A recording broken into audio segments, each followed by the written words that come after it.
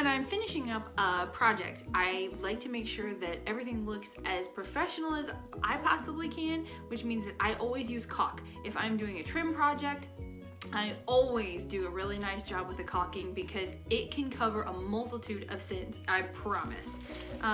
So you just get a regular caulk gun. All of them work a little bitsy different, but they're all basically the same. You cut your tube. Now, honestly, I always do it at an angle. I would normally much prefer a smaller opening, but this was an old tube and it had a plug and I couldn't get rid of it, so I had to cut it down a little bit. But the smaller that you cut the opening, then the less waste that you'll have when you're doing it. And you'll see what I mean, because it does not have to be that messy of a job. Here's the little tool to poke down in there. If there's a, you can look down in it and see if there's like a tinfoil covering or something like that you poke through. Now, my favorite way to do it is I use baby wipes when I'm doing it. Because they're super convenient. They're the right moisture that you need to wipe your finger off to keep your finger a little bit moist. And I mean, you can use a washcloth. That'd be totally fine. It's just that I usually am on job sites and it's just easier this way to use it. It's not as earth friendly, I guess. So what I do when I'm running a bead of caulk is I run the bead of caulk first. I get my finger a little bit wet on the wet wipe and I run along it, and then I wipe off the excess on here, and it works out really well. So let's see how this is gonna work, because I had to cut the opening bigger than I wanted to. Okay, so what I'm working on is this space here between the wall and this trim. I'm also gonna do the ceiling as well.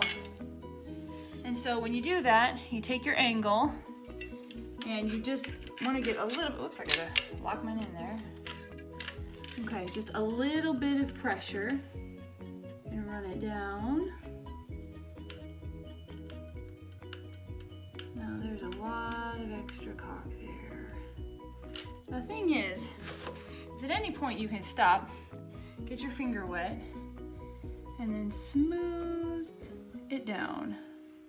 Now I'm taking a little bit of excess, taking it down and using all of it that I can.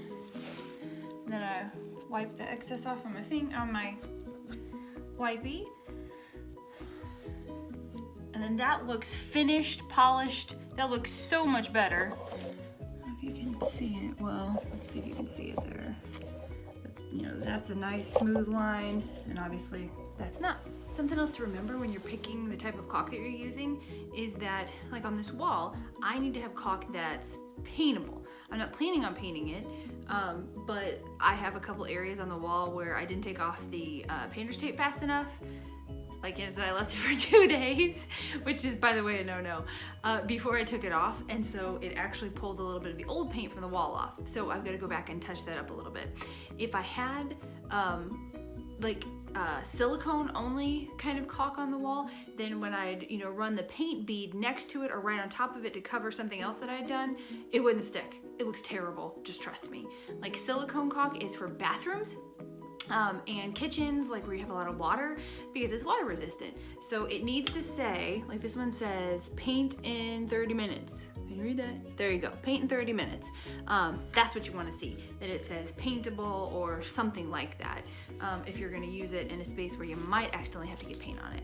So just a tip, don't mess up like I have, because I totally have on a window one time, like window casing, and I used silicone only caulk that was not paintable, and then I came back to do some trim paint on there to make it look nice. Oh my gosh, it looked terrible because it doesn't stick, and it just kind of, just trust me, it looks really bad. I mean, it doesn't work. So I had to actually use a putty knife or a box cutter, scrape it all off, put new caulk down so that I could paint it, and then it looked fine.